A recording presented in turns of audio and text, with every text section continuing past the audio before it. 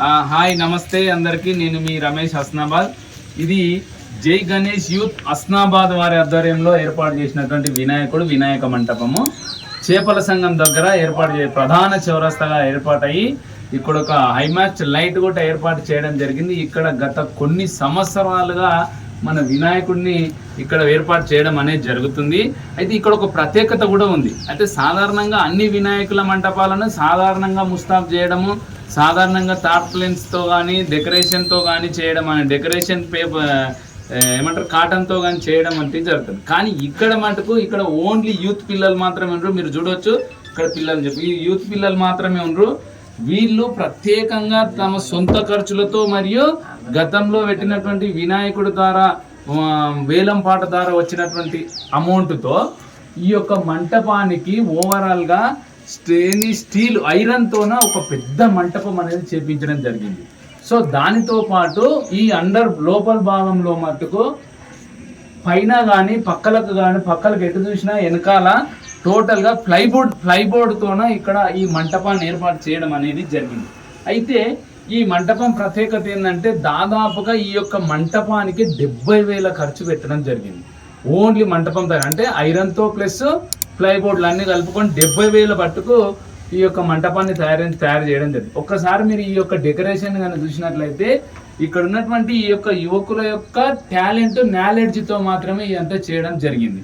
అయితే సాధారణ మంటపాలకు ఈ మంటపానికి తేడా ఏంటంటే దాదాపుగా 3 రోజులు కష్టపడి ఈ stone cover silver and gold కవర్తోన అన్నీ ఒకే ఆకారంలో వచ్చేటట్లుగా మీరు అబ్జర్వేషన్ కూడా చేయొచ్చు. అన్నీ ఒకే ఆకారంలో వచ్చేటట్లుగా దాదాపుగా ఈ ఒక 10 మీటర్లు 10 నుంచి పొడవు 10 మీటర్లు వెడల్పు దాదాపు ఒక 5 మీటర్లు పైన ఒక అటు ఇటు కలిపి ఒక 10-15 మీటర్లు టోటల్గా ఒక 100 నుంచి 200 మీటర్ల విస్తీర్ణం వరకు ఈ యొక్క డెకరేషన్ చేయడం అనేది జరిగింది. దీనికి ఈ యువకులకు చాలా హ్యాండ్స్ అప్.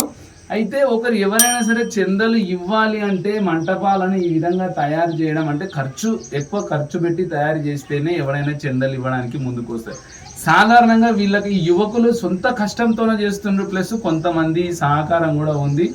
ఇక్కడ దాదాపుగా 9 రోజులు వినాయకుడిని ప్రతిష్ఠిస్తారు. ఈ వినాయకుడి యొక్క ఖర్చు ఈ వినాయక విగ్రహానికి 25,000కు వినాయక విగ్రహాన్ని బుక్ చేయడం జరిగింది. ఈ వినాయకుడితో పాటు ఈ కలర్ అనేది ఏదైతే ఈ బ్లాక్ కలర్ ఉందో ఈ బ్లాక్ కలర్ సొంతంగా వీళ్ళు 5,000 పెట్టి ప్రత్యేకంగా ఈ యొక్క కలర్ని వేపించడం అనేది జరిగింది.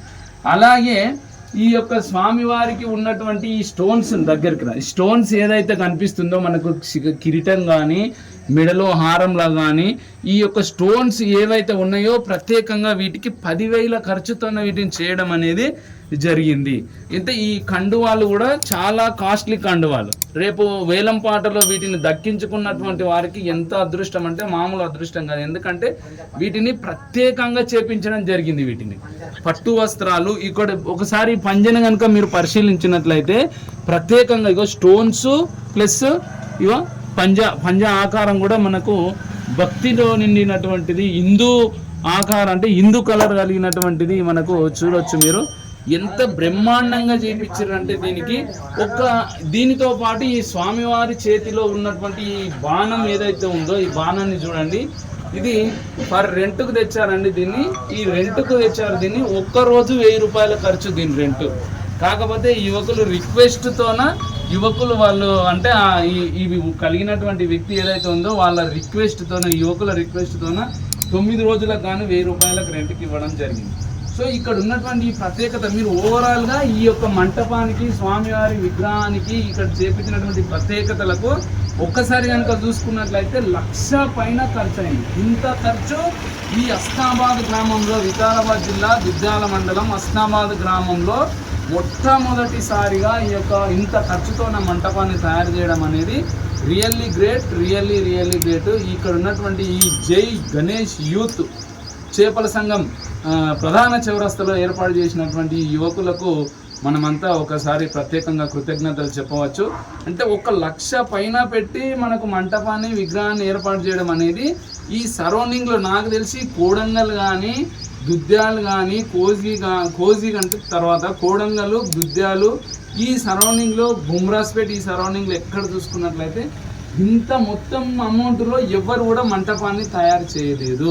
అది గత కొన్ని సంవత్సరాలుగా చూస్తున్నాం, ఎప్పుడు కూడా చేయలేదు. ఇప్పుడు చేసినటువంటి యువకులకు ప్రతి ఒక్కరు సహకరించాలి.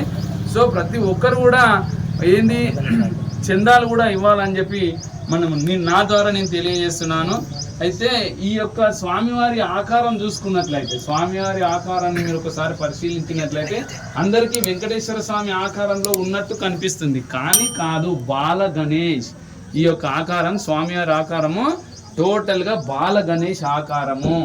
ఈ ఆకారం కలిగినటువంటి వినాయకుడు ఈ సరౌండింగ్ లో ఎక్కడ కూడా లేదు. ఇదే అయోధ్య వినాయకుడు, మన బలరాముడు తెలుసు కదా, అయోధ్య బలరాముడు. సో ఆ ఆకారంలో స్వామివారిని నియమించారు. అయితే ఈ పిల్లలకు, ఈ యువకులకు వచ్చినటువంటి ఆలోచన అనేది చాలా గొప్ప విషయం.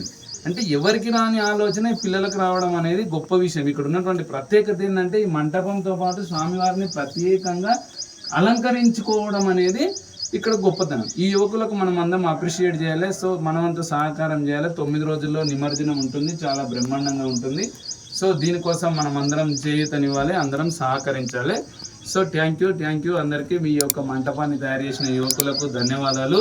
ప్లస్ ఈ యువకులు ఏదైతే ఉందో వీళ్ళ సొంత నాలెడ్జ్ ఇదంతా, ఎవరి సహకారం లేదు, ఎవరి యొక్క ఆలోచన లేదు. వీళ్ళు ఒక 10 రోజులు కష్టపడి చేశారు. ఇలాంటి వాళ్ళకు మనము ఇలాంటి ప్రత్యేక కలిగినటువంటి గణపతులను పెట్టే వాళ్ళకి ఎవరికైనా మనం సహకారం అందించాలి, చందాలు ఇవ్వాలి. ఇక్కడ అన్నదానం 2 రోజులకు ఒకసారి అన్నదానం కూడా నడుస్తుంది దాదాపుగా. ఇంకెవరైనా అన్నదానం పెట్టాలనుకుంటే ఇక్కడ ఉన్నటువంటి యూత్ని సంప్రదించవచ్చు. ఇక్కడ చాలా మంది ఉన్నారు. సో ఇక్కడ వీళ్ళకు ఈయన గురించి చెప్పాలి. ఈయన ప్రత్యేకంగా డీజే అనేది అలంకరించడం జరిగింది. అంటే మన సౌండ్ సిస్టమ్ కావచ్చు, లైటింగ్ కావచ్చు. స్వామివారిని మీరు నైట్కు చూసినట్లయితే చాలా బ్రహ్మాండంగా అట్రాక్షన్గా కనబడతాడు. సో ఎవరైనా పూజలు చేయాలనుకుంటే కూడా ఇక్కడ ఉన్నటువంటి యూత్ ఎవరో ఒకరు ఉంటారు, డైలీ ఇక్కడనే ఉంటారు ఆ పిల్లలు. సో సంప్రదించవచ్చు. చాలా బ్రహ్మాండమైనటువంటి అదృష్టం ఎక్కడ దొరకదు. సాధారణంగా వినాయకుడు అంటే ఏమంటారు, లాపింగ్ బుద్ధలాగా ఇట్లా తెస్తారు, అది కాదు. ఇక్కడ బాల గణేష్ మన ఏమంటారు అయోధ్య రాముని ఆకారంలో ఉన్నటువంటి బాల గణేష్ని చాలా బ్రహ్మాండంగా ఉంది. సో అందరికీ హ్యాండ్స్ అప్. సో ధన్యవాదాలు, మీకు చాలా థ్యాంక్స్.